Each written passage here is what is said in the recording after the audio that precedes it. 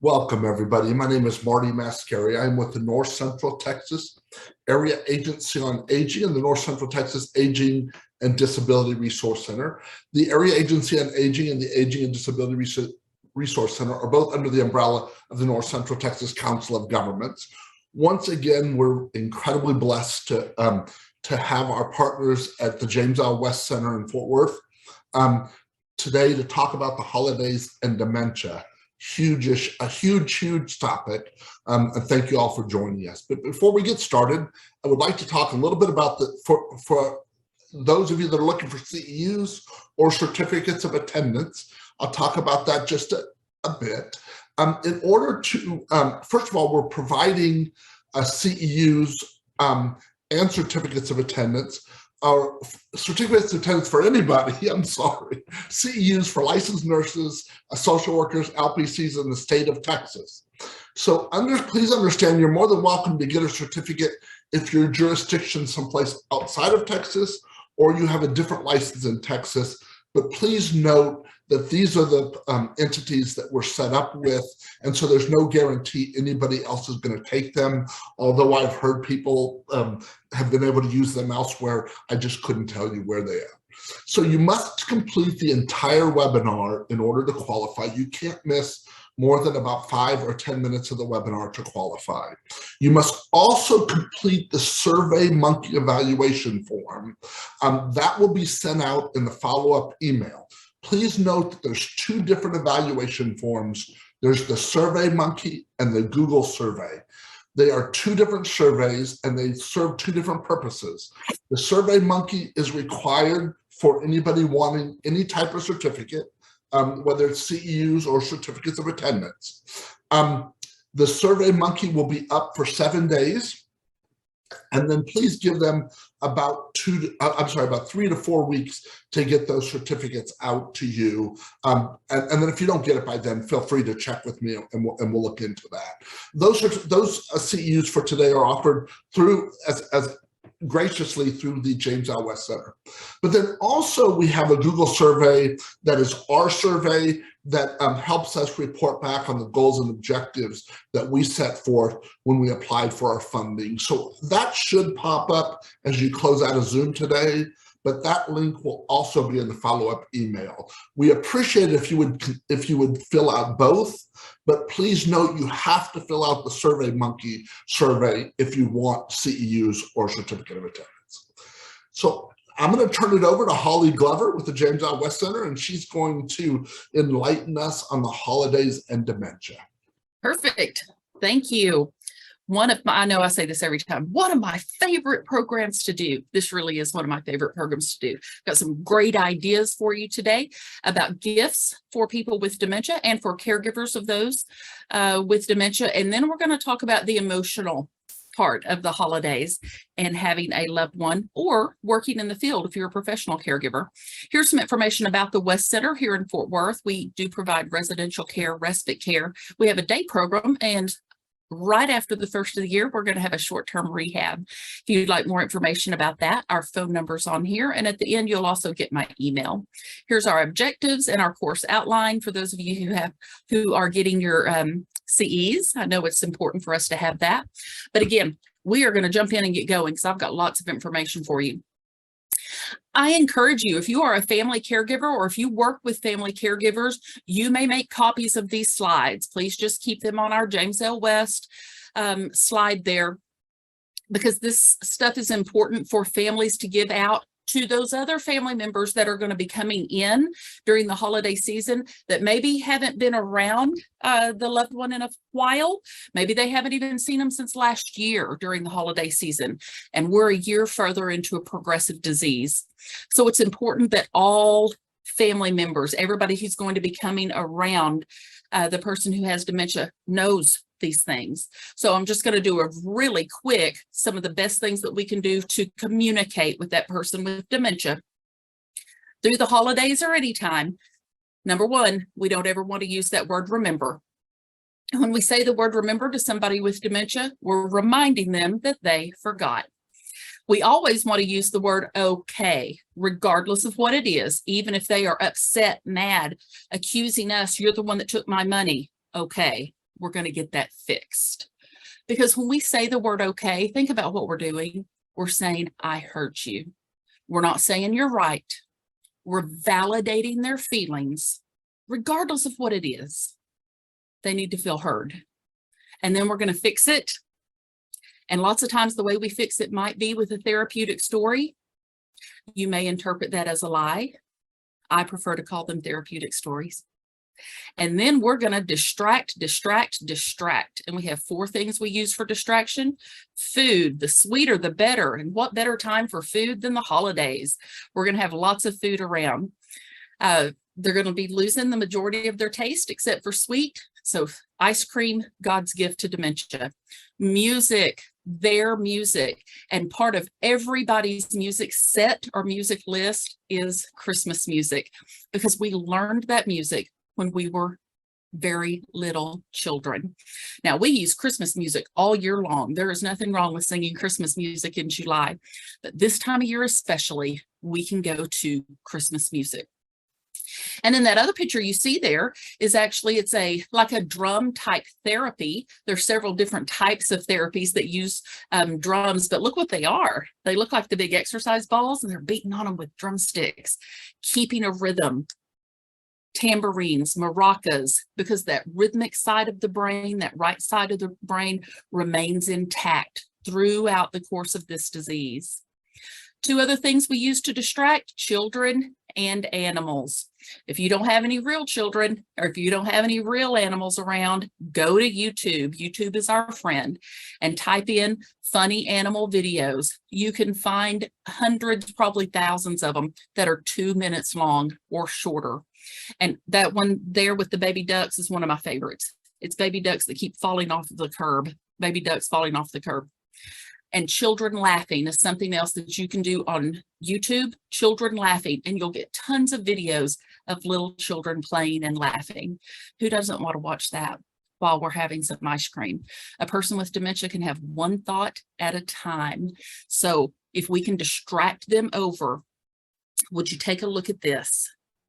And it might not work real well on an iPhone, but if you can get it on an iPad, or even better on the TV or a big computer screen. So that's a little bit about communication. Don't use remember, always use okay. Don't test their memory. Families are really bad at this time of year about wanting to come in and say, first of all, they speak way too loud. Do you know who I am? Or do you remember who I am? And that could cause a challenging, we don't call them behaviors anymore, expression, a challenging expression. All right, let's jump into some holiday gift ideas for the person with dementia. I've already mentioned music. And I'm actually going to show you, I'm going to talk a little bit about these things. And then on the next slide, I'm going to have pictures of what I'm talking about, since we're not in person and I can't hand these things to you. If we were in person, I would actually have examples of each of these. Their special music. This is where half-price books can be one of our best friends, and albums are back out and popular again. Records. There's something about the sound of a record. It isn't clear. It isn't crisp. It has the shh, shh, shh. It makes that sound. I saw a record player at Target the other day for $49. So records, that's from our past. That's what we grew up with. Go and get them some records and a record player. Another thing that I've actually seen some people do is make a collage to hang on the wall out of the albums themselves. And I'm going to show you a picture of that next. You can also do a photo frame collage where you're going to label who the people are. And again, I'm going to show you a picture of that next. And then photo books with captions. So here's some of those pictures. I saw one of these frames with the family tree at a Kirkland's, and then I've seen them hanging in residents' rooms. They are fantastic because you're going to put copies of photos in there. Do not put originals. Don't put originals, because you never know what's going to happen. They may decide to take those pictures out and look at them and throw them away or write on them. Or, as I walked in on someone doing one time, he was washing all of his pictures and they were the original pictures. So make copies and then you put them in this tree. And what you want to do is you want to write the person's name as they're related to our loved one. So you might put something like my brother, Tom, my sister, Susan, my dad, Harold, their relation. I've seen people spend so much time looking at these and using their fingers and just going over and going over because it's triggering something. Down on the bottom left, this is one of the books that you can make at CVS, Walgreens, Costco. You can make these books. You can make them online and then pick them up. You can also Shutterfly, where you can tell their story. You can write their story in a photo album for them, but you put the words on it. And you can do that same type of thing where you're writing the words to their story. This is so good also if your loved one is placed. If you write their storybook, I can't tell you how many people I've sat with at the end of their lives and their family has their book, and I'm able to read them their story to them when they're imminent at the end of their life, to be able to hear their story back. It's beautiful. In the lower right, this is where someone has taken the albums, the album covers, and then turned it into something to hang on the wall. Let's look at this next one. Materials to sort. So bags of beads, keys, coins, nuts, bolts, buttons, especially if you can find their toolbox, like this picture here. This is his toolbox or her sewing basket, and it has their stuff in it. I did this one time and I had someone say, well, why would I give them their own old toolbox? They have dementia. We're trying to do something that they're going to relate to. Take that toolbox and wrap it up and make it a big deal. Oh my goodness. And it's something they can put their hands on and they're going to relate to. Take out anything that they might can get hurt on, but especially if they are at the stage of the disease where they're rummaging. Baskets of yarn, baskets of fabric, things to rummage through, and large games. They make cards, puzzles, dominoes, checkers, Connect Four, Jenga. Here's a picture. You can find so many different types of games now that are oversized. There are jars of beads and buttons, the sewing basket or a basket full of yarn. And again, this is really good for people who are at the stage of rummaging. Those cards, I actually saw some of these 10 times bigger cards in a Dollar Tree. So it's great. They may not be able to play the game that you want to play. I've sat with many people with dementia and we just sort the cards. We put the black ones and the red ones. And sometimes we'll put the numbers in order. We play whatever game they want to play. The point is we're having a connection. It's not about the game. It's about the connection we're having. There's toss across. It's like a tic-tac-toe with beanbags. Lots of fun. And especially if you're going to have kids coming around, we're going to talk more about kids in just a little bit. Kids know how to act around somebody with dementia. As long as we don't go in and scare them or tell them something. I watch it year after year where families come in with kids that come running in and they're excited. And then I watch kids who stand back against the wall because they're scared because of something that an adult has told them. They know how to act around a person with dementia. Let them play. Let them go and be themselves. One of the best ideas for somebody who has dementia is to get, they're called coffee table books. They're large picture books, but they're made for adults. We're going to look at some in just a minute. I have one here in my office that's a Ann Getty's book. And so it's the little babies that she would dress up. And so they're dressed like a pea pod, or they are dressed like a flower, and they're just fun to look at. Think about the interests that they've had throughout their life. Now, sometimes families will say they used to really like horses, but they haven't been interested in that in a long time. Hold on, though. We have a disease now. They've got a disease where they are doing that theory of retrogenesis, where they're going back in time. Maybe they haven't been around horses for a long time, but could it be that in their disease right now, that's where they are again? And it might excite them, have interest, spark a conversation. It's amazing what can happen. Barnes & Noble has some fantastic books. Again, half-price books, go back in the clearance section. And then if they tear them up or they want to cut them up and make their own books, it's fine. You paid $3 for it.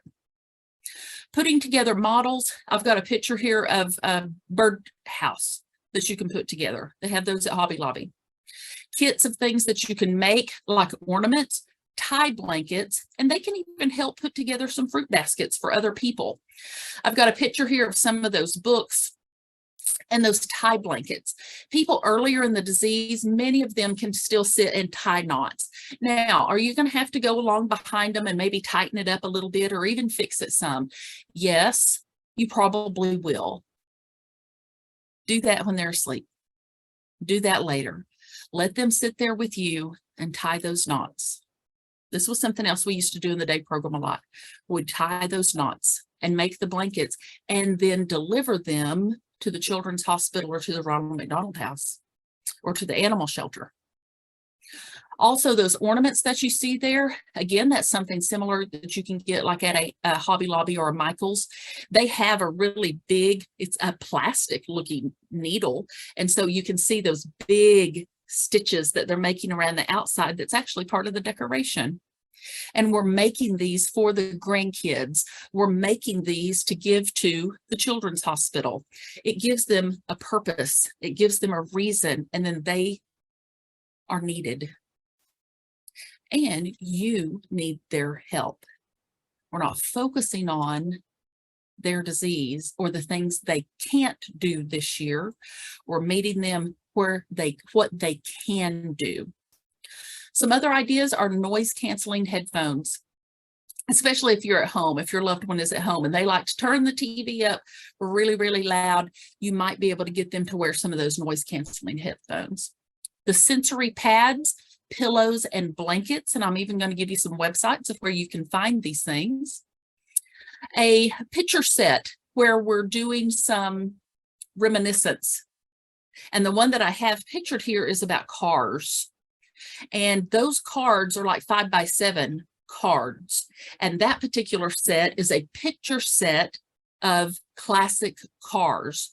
So it shows it and then it describes it. You want to talk about some good conversations. They also make them with classic movies, movie stars, sports figures, all kinds of nostalgic picture sets. Weighted blankets. That's something else. A person with dementia is going to stay cold more often than not. And so weighted blankets can be good. So here's some more pictures. Here's one of the water mats, and you can press on that water mat and the objects inside move around because they are going to become, as the disease progresses, they're going to become very sensory. That last stage of the disease, we even call that the sensory stage of the disease. Notice the picture in the upper right. What they're doing with that is you just dip the paintbrush into water and you paint it over that piece of paper and the picture appears. There's no paint involved. It's just water. But these beautiful pictures appear with bright colors. So it's easy cleanup. And then the lady sitting in the chair there, she has, some people call them a fidget pillow or a fidget blanket or a sensory pillow or a sensory blanket. It has zippers, it has snaps, it has Velcro, and it has all different types of material on it. This is another set. You may have seen those little poppet things that are really popular right now. You can get those everywhere where you just sit. And it's almost like those of us who remember popping the bubble wrap. There's the lace cards that you can do in and out, and you can even buy sets. That's what you see there on the left. It is a set of things that you can buy. And then last year, somebody showed me this website where you can have pillows made, and you have a pillow made from a picture. So the one in the upper left that has the person's face on the body, it looks like a doll body. That's a pillow that you can have made. You can just Google pillow pictures with pillows, and then you can have any photograph turned into a pillow. Now you'll notice there I do have a baby doll. I am not one that recommends baby dolls very early in the disease at all, just because of dignity. But later in the disease, I have seen baby dolls work wonders, especially for women who might be looking for their babies. And I've had women start looking for babies before. Now, I am not suggesting that you go get the $4 baby doll down at the Dollar General. This particular type of baby, they are weighted, so they're heavier, and they feel like you're holding a real baby when you hold that baby. They have Velcro clothes so that they can change their clothes as well. Oh, I just remembered that pillow is called a mini me doll, the pillow that has the face on it. Other ideas, quilts made from familiar materials. And I'm going to show you some pictures that I just added this year from one of our family members who has taken their loved ones' clothes, some of their loved ones' clothes, and turned them into pillows and bears. Puzzles or coloring sheets of themselves. I've got a gentleman whose wife actually used to dress up like a clown. She went out and she was a clown for children's parties. He took pictures of her dressed up as a clown, and he had an artist turn the pictures of her into coloring sheets. So she would do coloring sheets of herself as a clown. There's therapeutic robotic pets, and I've got pictures of some of them there. And they purr, they bark, they'll roll over, they breathe. They're quite lifelike. And then I've put some websites there. ssww.com, that's SNS Worldwide is what it's called. If you go to their website, type in the word dementia, and it is going to bring up many of the things that we just looked at. Now, you may go on there and then go over to Amazon and look and find a better price. But it's a great place to get ideas. And there's a great website called allsstore.com, ALZSTORE, allstore.com. Many of the things that we've seen today right off of that website. And again, shop around. Let me show you these great pictures. Look at this. These are bears and pillows that were actually made out of some of his clothing.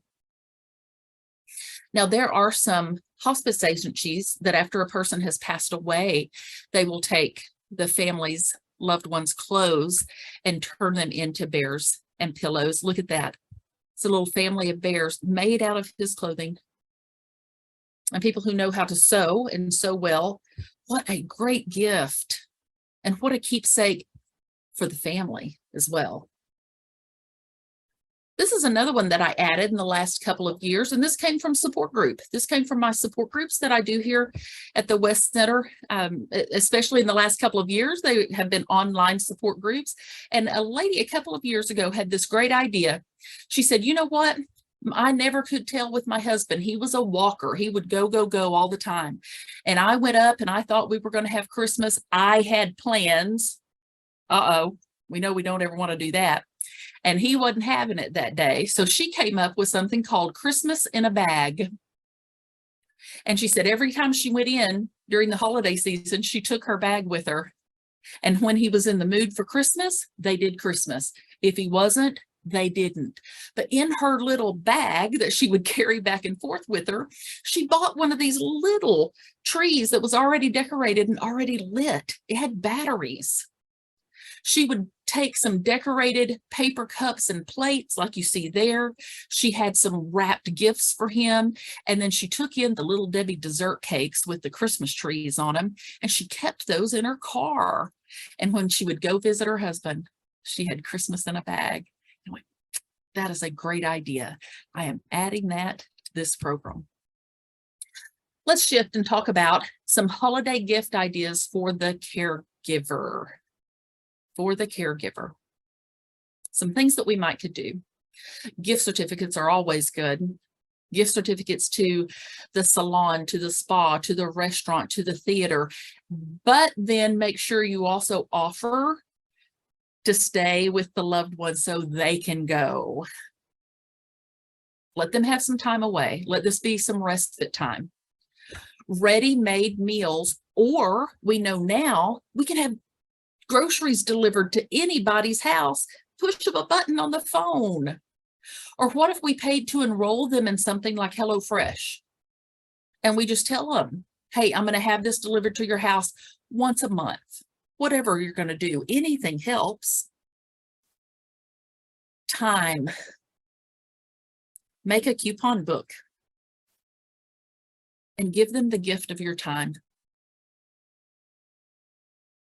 so that they can go and run some errands, or they can just have the afternoon off.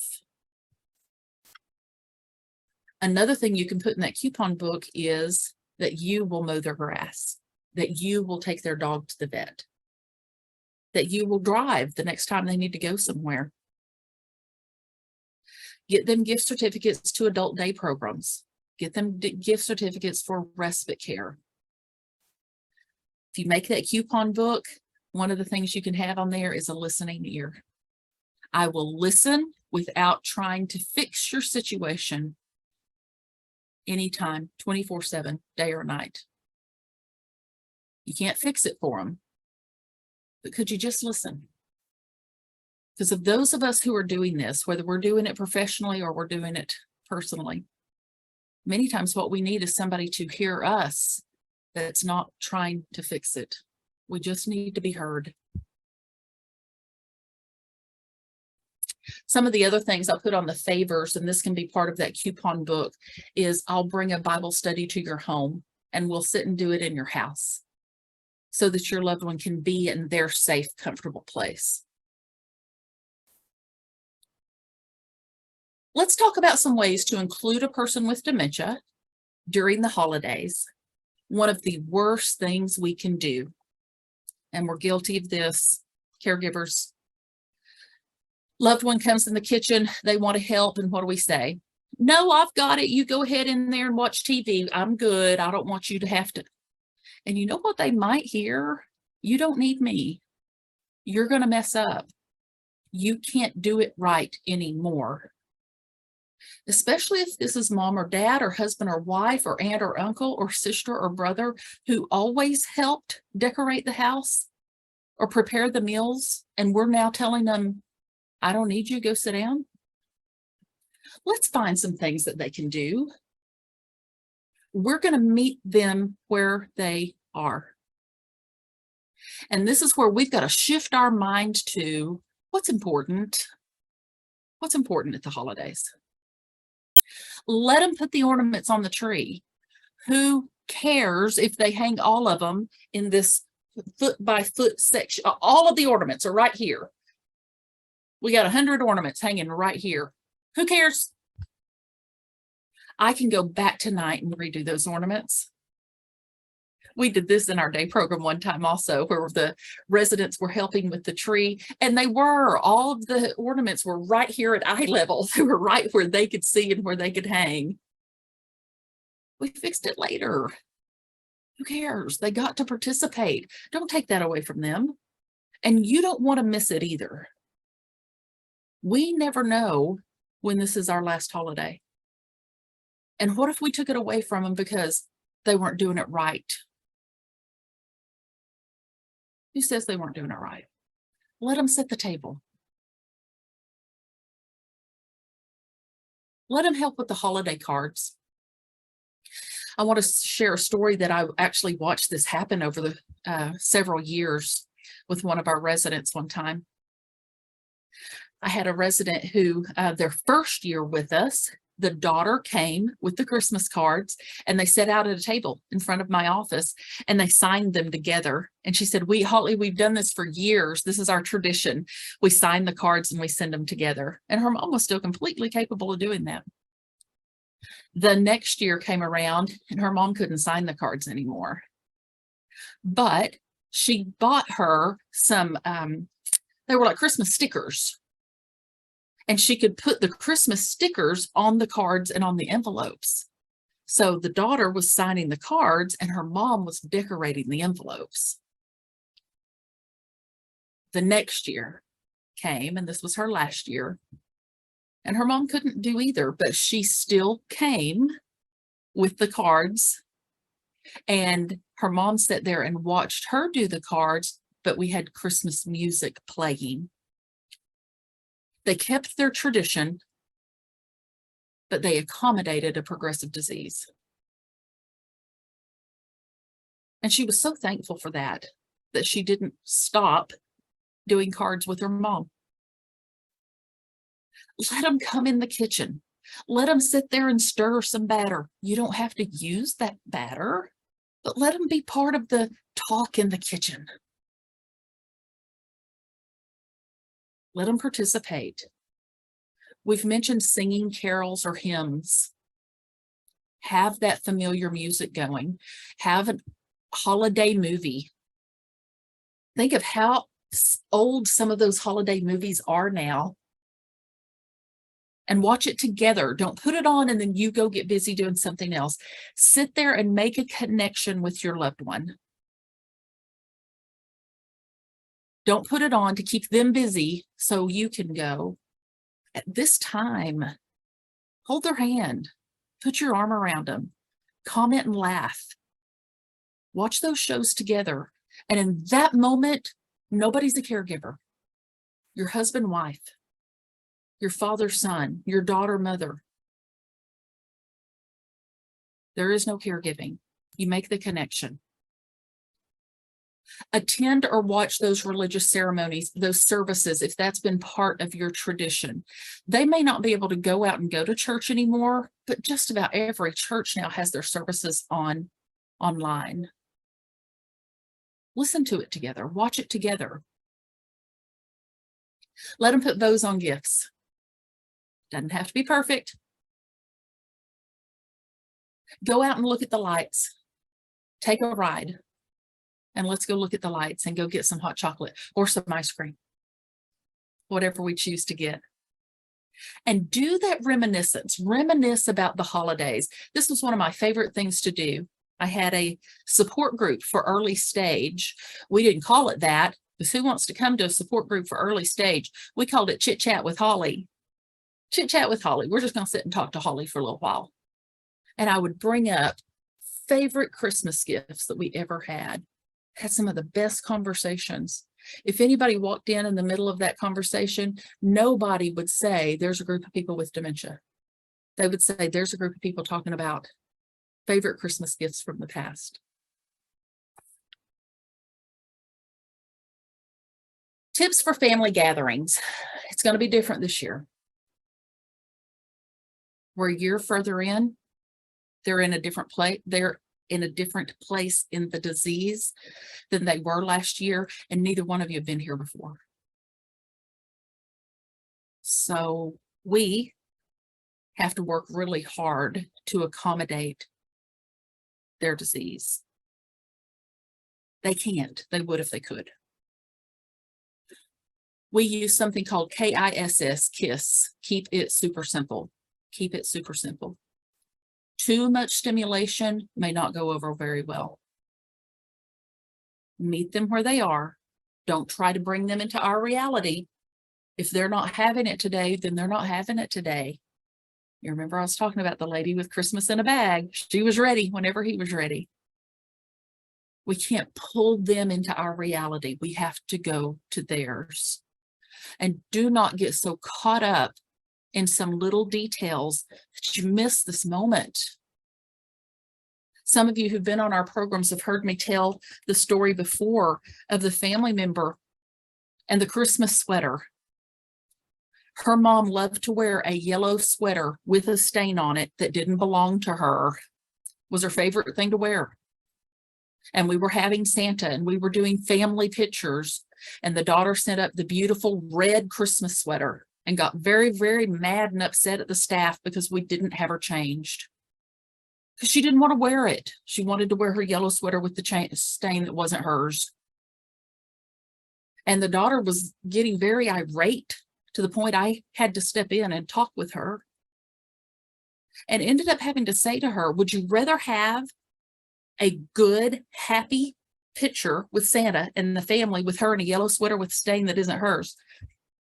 Or would you rather us have to fight her to get on a sweater that she doesn't want to wear? We're probably not going to get it on her. You're not going to get any pictures, and she's not going to be happy.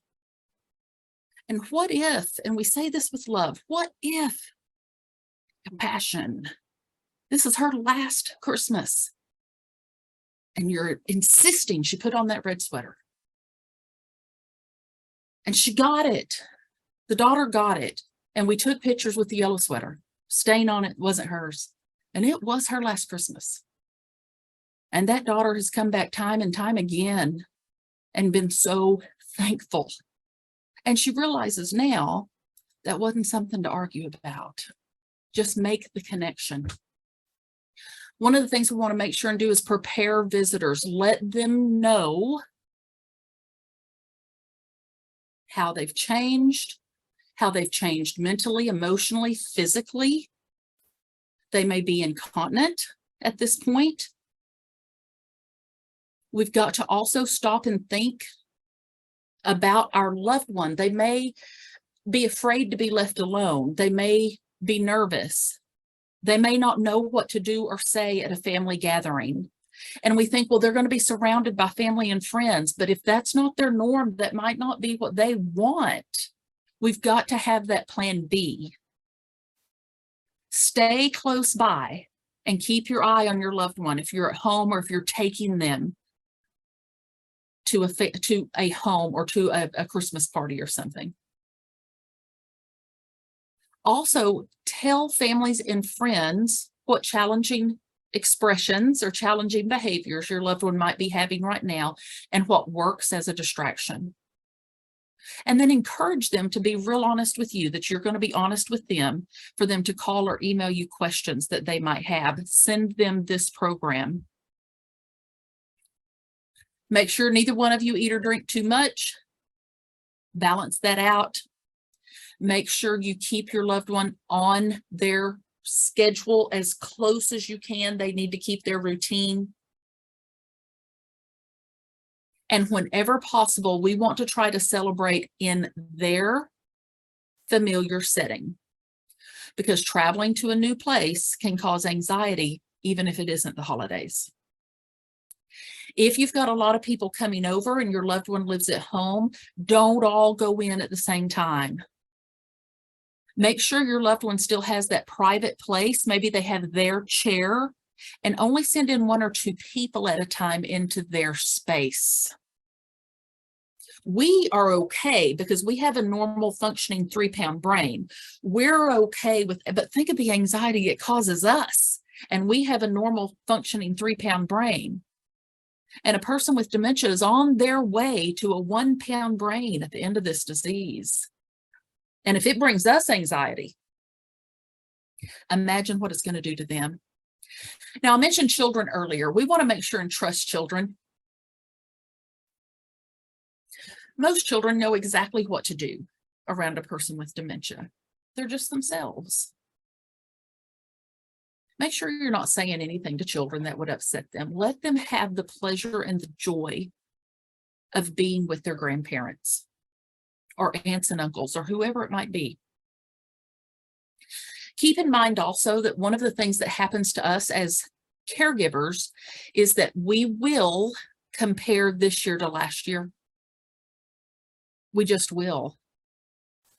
And we've got to be careful not to get hung up in the now they can't, now they can't, now they can't, last year they could. So give yourself some time, because that's going to be grief. You're going to be grieving what used to be. That's what that feeling is going to be that can overcome you. Acknowledge it and take care of yourself physically and emotionally. I mentioned earlier about having a plan B. Let's say your loved one is placed. They're placed in a community and you're going to take them home for this big meal. Have a plan B. And plan B might be we turn right around and come right back. And that's okay. That's all right. Have a plan B. Always have a plan B. More tips for gathering. Keep in mind stimulation. Decorations, music, flashing lights, lots of people. Your loved one might get overstimulated. Maybe they didn't last year, but they might this year. Keep your decorations simple as well. I had somebody one time, she had this cornucopia, and it was a beautiful cornucopia, but all of the pieces of the cornucopia were candles. And so it was candles that looked and smelled like real food. Because her husband picked up the apple. It looked like an apple. It smelled like an apple. It didn't taste like an apple, but he was eating it. Be careful about stuff like that. Running lights or flashing lights on a tree. I had a gentleman who started screaming, white mice, white mice, white mice. And we realized that as the sun went down and the shadows were on the floor, it was the white lights. Running white lights on his tree looked like white mice in the floor. Be careful about that kind of stuff. Again, make sure your visitors know what to expect. Remind them to not use the word remember. Don't be afraid to cut visits short. If your loved one is in a community, if your loved one is placed, again, you have the best of intentions coming in, but it just might not happen today. Be realistic. We can keep our traditions. Sometimes we just have to change them, like I mentioned with the cards. If your loved one is placed, also take advantage of different areas in the community. Instead of staying in their bedroom, which is not normal, we don't normally, when we go to someone's home, stay in their bedroom. Go to a common area. Ask if there's a place you can reserve if you have family coming in. Do they have a chapel? Do they have a courtyard? Do they have an education room or a parlor or a place that you a family dining room that you can reserve? Because think about how you would normally act in somebody's home. Enjoy the entire space. Another thing you can do if your loved one is placed is participate in the community's planned holiday events. That way your loved one is in their comfort zone. We have to adjust our expectations. We want to make sure and have small gatherings. Large groups are going to overwhelm somebody with dementia. Again, involve your loved one throughout the day. Allow them to help plan and prepare and stay as close to their schedule as possible. I mentioned again, the blinking lights or other type things that they may not be used to. Remove plants and flowers that could be poisonous if ingested. We all want to think it would never happen, but it could. And then encourage them to rest. That is part of staying on their schedule. Think of their strengths. What remaining strengths do they have? And allow them to use those strengths to be able to help with any holiday task that we might have. Some other things that I want to kind of go back over, and these are things to share with other folks. Reminiscing about the past, recipes. Tell me about what did your mom, not my grandma, but your mom like to fix for Thanksgiving. Reading scripture together. This can be a really beautiful time. Maybe they can't read it anymore, but could they hold that Bible and let you read it out loud? I want to talk a little bit about traveling. If your loved one is still at home and you're thinking about traveling, you're going to want to have some help. And again, with that plan B, invite that third person along to help you on the trip. Talk with your loved one's doctor also before you decide to take a trip. And one thing I always recommend before traveling is to do a staycation. What that means is if you're planning on going out of town and staying in a hotel, book an overnight hotel stay nearby first and see how they're going to do in a hotel room. Because we have heard over and over and over again how people did well in the car, they did okay going in restaurants, going to the bathroom at the gas station, whatever, but then they get to that hotel and it's time to go to bed and things go south in a hurry. So practice with a staycation. If you're driving somewhere, plan your route with lots of stops if you need it. Make sure you have those favorite items. Always have extra clothes in easy reach. Have a cooler with finger foods. And if you can, have your loved one sit in the middle in the back because that keeps them in your line of vision. And then turn on the child safety locks also so they can't open the door. If you are flying, you've got to think about several things with this. How long can they sit still? How are they going to react to turbulence on a plane? How well are they going to do in crowds at the airport? And then consider the size of the toilet on the airplane. If you do fly, it's recommended that you reserve an aisle and a middle seat. Fly mid-morning, which is a low peak flight. Ask for day access to the airline lounges when you call the TSA, because you do need to call TSA and let them know you will be flying with someone with dementia. P.S. It's not on this slide. Delta is a dementia-friendly airline. Delta is out of Atlanta, and the Rosalind Carter Institute is in Georgia, and Delta has been trained. The employees of Delta have been trained on dementia. So that is something to keep in mind. Call in advance for wheelchair assistance, and if they don't want to use the wheelchair, here's a therapeutic story. Those wheelchair attendants are training, and they need some volunteers to practice on. Let's help them. We need to help them because they're training and learning how to do this. So let's help them. We might as well take advantage of it. Therapeutic stories. If you're going to use a train, many times they have very pretty views and there's more room to move around, but they make loud sounds and they rock. And again, you're going to want to contact the TSA. During a trip, I would suggest if you are going to take a trip, and you need this anyway if your loved one's still at home and is still mobile, the Medic Alert Safe Return Bracelet. I've got the website on there, medicalert.org. Take a picture of your loved one every morning so you have a picture of them and what they're wearing. Take a picture of them every morning. We don't want to be showing the police their driver's license picture when they don't look anything like that anymore, should, God forbid, they go missing. How do we start taking the stress out of the holidays? We want to do lots of planning early. That's why I'm so happy to see this many people on this program. And we're going to do it 3 more times, probably 4 more times before the end of the year. Plan early, be realistic. And one of the best things we can do is learn to say no. Learn to say no this year. And also keep in mind, you don't have to make everything from scratch. Maybe you've always done it before, but Kroger makes a fantastic Thanksgiving meal. So does Honey Baked Hams.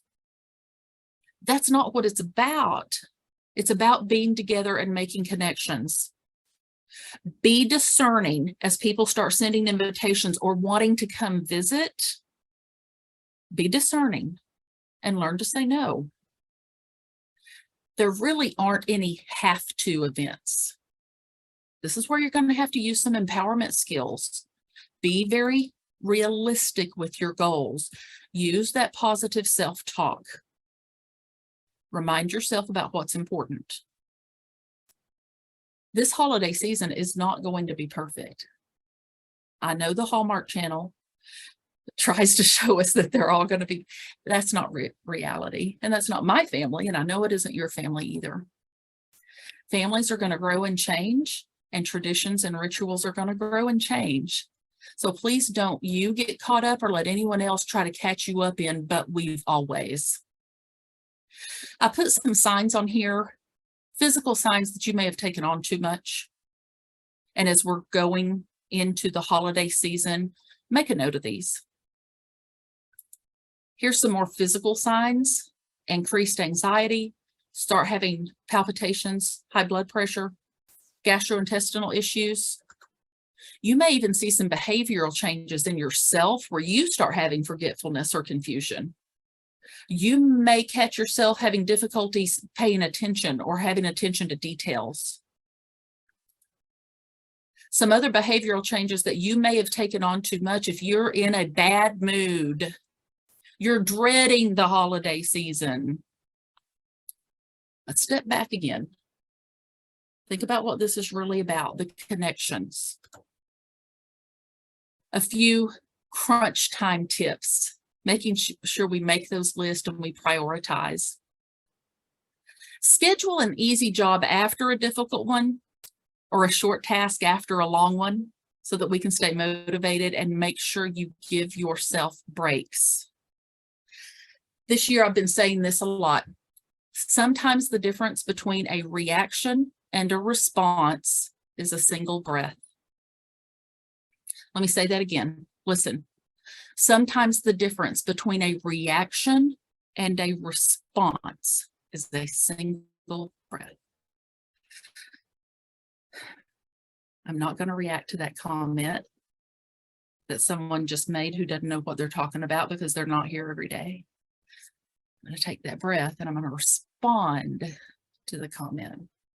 I'm not going to react to that expression that my loved one just had. I'm going to respond to that expression because I'm going to take that breath.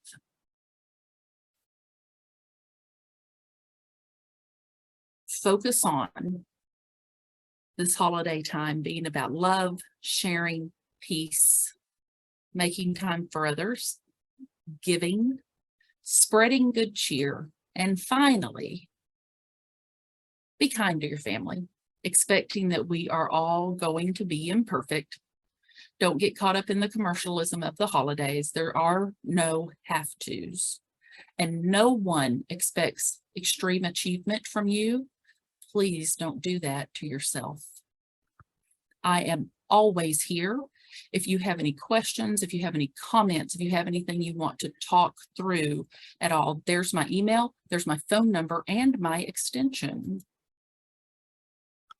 And Marty, if you would like to remind everybody about the CEs. I'm going to go back over the CEUs, and then I'd like to back up to your contact information while we're answering questions. But for those of you that are joining us for CEUs today, we are offering CEUs for licensed nurses, social workers, LPCs, in the state of Texas. You can get a certificate if you're outside of Texas or you have a different license in Texas, but just so you know, these are the jurisdictions we're set up with, or they're set up with, and so we have no way of knowing whether the other jurisdictions will take it. Same thing goes for people living outside of Texas.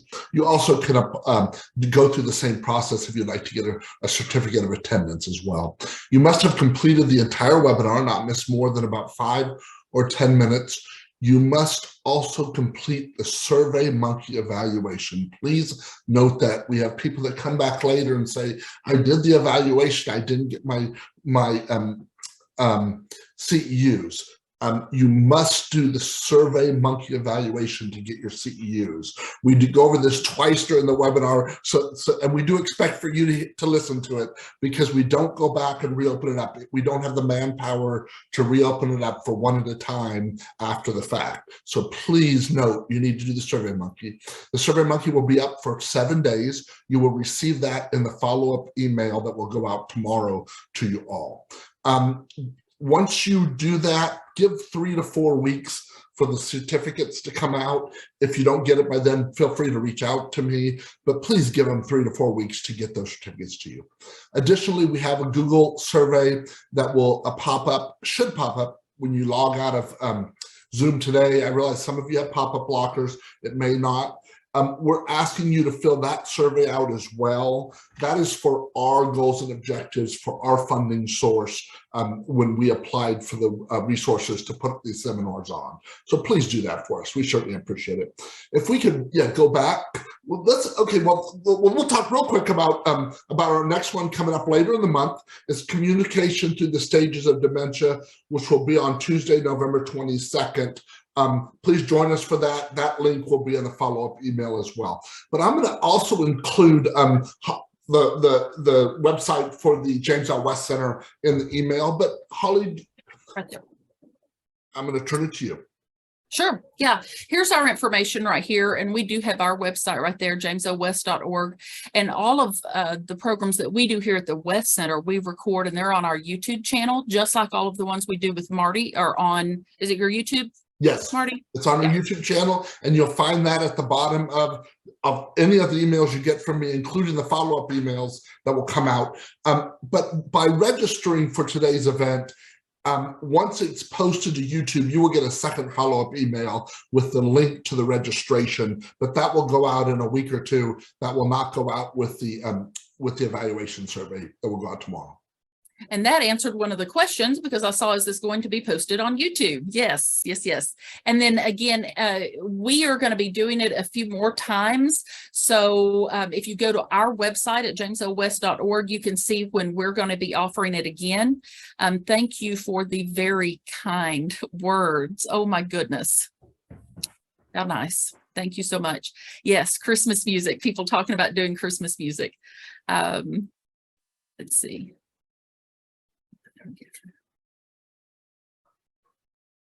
Oh yeah, great ideas, great ideas. Thank you for sharing these. Also, y'all got some great ideas. Yeah. Legally blind. Different residents that are also legally blind. As far as legally blind, you might use the things that are more tactile, the ones that they can, if you go to that SSWW website, they have got a whole section of things that are tactile.